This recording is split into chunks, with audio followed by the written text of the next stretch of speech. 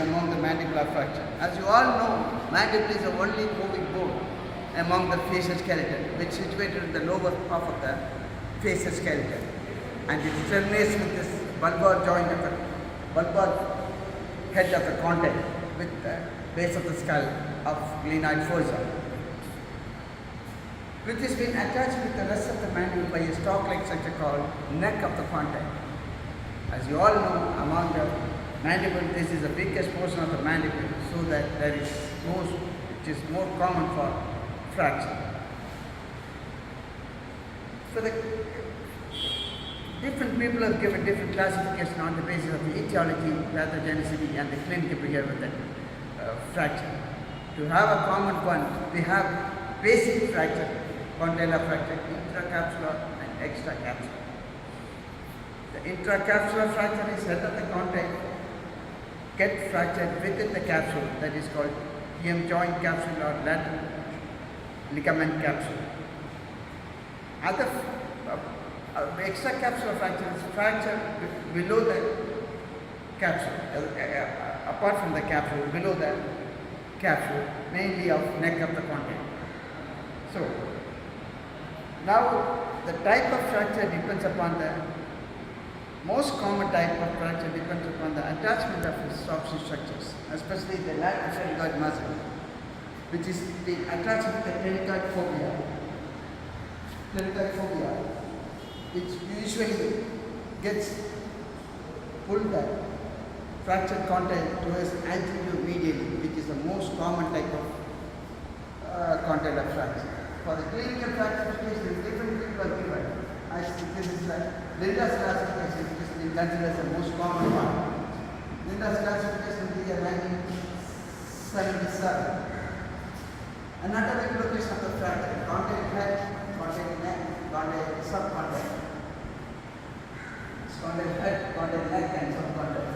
Next, relationship of the condylar fracture with the mandible: non-displaced, vice versa, and deviated towards anterior. Displacement of the medial lateral overlap, third type, and displacement with the anterior and posterior overlap. No contact between the fracture segments. That is the last type. The relationship of the contact head and fossa. Non-displacement, displacement, dislocation. This is the key type. And another most rare type of contact fracture is displacement of the condyle, fracture condyle head to the intracranial fossa, which is a rare type of thing you usually get in the gunshot injuries and war injuries, which requires opening of the base of the skull and removal of the fracture from the base of the skull. That is accordingly, which is very rare type, especially less than 5% of the contact fracture among the contact fractures. Now coming to the point, the clinical behavior of the contact fracture. As you all know, the condyle, head of the condyle, which gently glide within the glenoid fossa, makes the mandible move gently and three-dimensional movements. Once a condyle head or neck of the condyle fracture, the vertical height of the ascending ramus get disturbed, so that there is difficulty and deviation of the mandible taking place in case of mandibular condyle fracture. For an example, unilateral condylar fracture at the level of neck of the condyle, the mandible moves towards the fracture site while opening and closing. Whereas in case of bilateral condylar fracture, there will be posterior premature contact with that of anterior open bite. This is mainly because of the lack of vertical height of the ascending ramus. When the normal vertical height, the fulcrum of the mandible, which lies over the junction of the horizontal body with that of vertical ramus at the center. When there is a contact fracture, the fulcrum moves anteriorly towards the third molar region, so that when the patient tries to open or close the mouth, there will be posterior premature contact with that of anterior open bite. This is a classical clinical symptom of bilateral condylar fracture. Other features clinically, if you examine, there will be extraordinary bleeding and swelling over the preauricular region, and patient got pain and difficulty in opening and closing the mouth.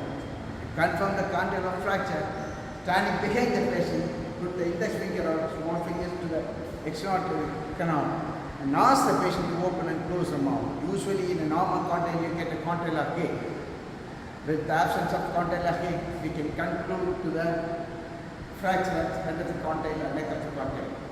Other clinical aids to lead the classification, other clinical aids to confirm the diagnosis is X-ray, mainly of OPG and CT, 3D CT. OPG is of great value in case of unilateral as well as bilateral condylar fracture. In the sense, when there is unilateral condylar fracture, the amount of displacement, the type of fracture, all this can be compared with that of normal condyle. Whereas in case of bilateral condyle fracture, also the amount of displacement, type of condyle fracture, according to the classification, we can very well find out. And next is the third 3D CT, which shows the proximity of the fracture fragment of the adjacent structures, like it is medially or distally, how far it is displaced to the perfect 90%. You can very well assess by seeing the 3D CT.